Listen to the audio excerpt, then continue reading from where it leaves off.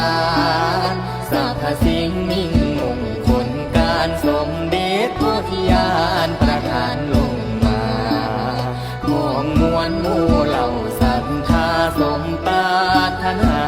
สถาพรชัยเลื่อมใสในธรรมคำสอนยิ่งมหาบอนศาสนาเพื่องฟูคำชูอยู่ยิ่งยืนนานบุญพลาสมพันลากลบรบู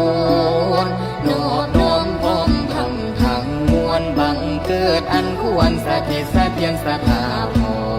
รเกี่ยวแก่นเน้นนิ่งมามีสอนถวยคาสังวรงามลามสมเด็จองค์ปฐมเอกจอมบรมงามทรงเถิดแผ่